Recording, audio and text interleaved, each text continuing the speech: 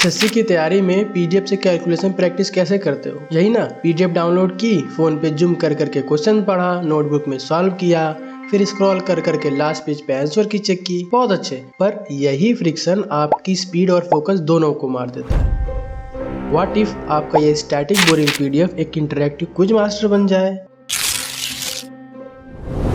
जो आपका live questions पूछे और गलती होने पर तुरंत एक्सप्लेनेशन दे दे।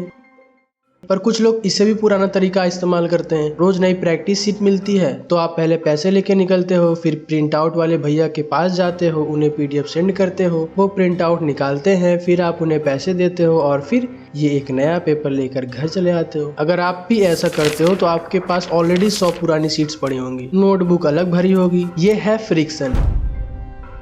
इसमें आपका टाइम, पैसा और एनर्जी तीनों वेस्ट होता है। और इतनी मेहनत के बाद भी ये अभी भी पैसिव लर्निंग ही है। हमें एक्टिव लर्निंग करनी है। पॉइंट टू बी नोटेड, हमें एक्टिव लर्निंग करनी है, ना कि पैसिव लर्निंग करनी है। अब देखो सोल्यूशन, हम बनाएंगे अपना पर्सनल एआई प्रैक्टिस पार्टनर। मैं यहाँ डीप सीक का इस्तेमाल कर रहा हूँ। आप जेमिनी, डीप सीक या फिर चैट जीपीटी में से किसी का भी इस्तेमाल कर सकते हैं। फिलहाल तो मैं डीप सीक का इस्तेमाल कर रहा हूँ।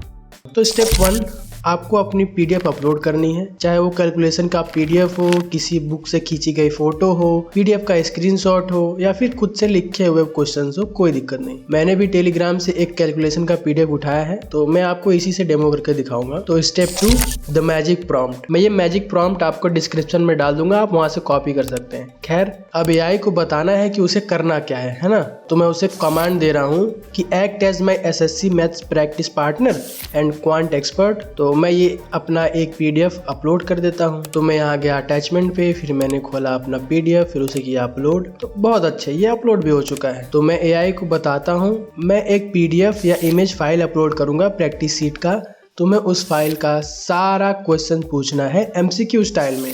अगर मैं सही ऑप्शन चूज करता हूं तो अगले क्वेश्चन पे बढ़ जाना, और अगर मैं गलत क्वेश्चन चूज करता हूं तो मुझे तुरंत गलती बताओ और मुझे एक क्विक सोल्यूशन देके आगे बढ़ जाओ अगले क्वेश्चन पे, एंड लास्ट में मुझे एक रिपोर्ट भी दे दो। तो फिर ठीक है, मैं इसे लिख के करता हूँ एंटर। प्रॉम्प्ट एंटर करते ही एआई ने सीट एनालाइज कर ली दोस्तों, और मुझे क्वेश्चन पूछ रहा है। परफेक्ट, क्वेश्चन नंबर 1 आ गया है। मान लो मैं जल्दी में ऑप्शन ए चूज कर लेता हूँ, ठीक है। वैसे तो option D is the correct answer, पर मैं ऑप्शन ए चूज कर लेता हूँ। तो देखो, एआई ने बताया दैट्स इनकरेक्ट, उसके बाद सही आंसर भी बता दिया आपके सामने, उसका क्विक सोल्यूशन भी दे दिया। चलो अगला वाला सही करते हैं। क्वेश्चन नंबर 2, देखो एआई ने कहा करेक्ट, वेल डन, और सीधा नेक्स्ट क्वेश्चन पे मूव कर गया दोस्तों। देखो यही फ्लो चाहिए, बिल्कुल टाइम वेस्ट नहीं करना हमें। तो मैं अपने 10 क्वेश्चंस और निपटाता हूँ, उसके बाद देखना आप फाइनल मैजिक। तो 10 क्वेश्चन मैंने कर लिए, मुझे इतना ही करना है। अब मैं एग्जिट लेता हूँ और एआई ने मुझे एक पूरा सेशन रिपोर्ट दे दिया दोस्तों। देखो total questions, correct, incorrect, accuracy, और सबसे इंपॉर्टेंट मेरे वीक टॉपिक्स भी सामने आ गए, जिसमें मुझे अब थोड़ा एक्स्ट्रा प्रैक्टिस करनी होगी। All set. ये है गेम चेंजर। सिर्फ स्कोर नहीं, एआई ने आपको एग्जैक्टली बता दिया कि आपकी गलती कहाँ हो रही है।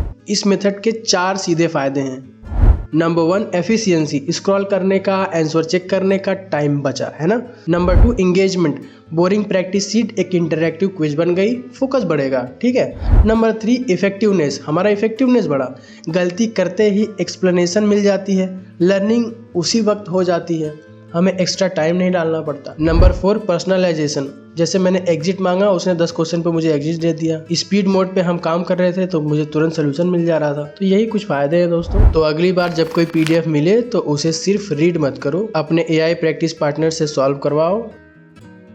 मैं चाहता हूं कि ये सारे कारनामे आप अपने फ़ोन पे ही करें, और मेरा कमेंट सेक्शन 24 घंटे आपके लिए खुला है, आप कोई भी सवाल पूछ सकते हैं। तो मुझे इतना देर सहन करने के लिए आपका धन्यवाद।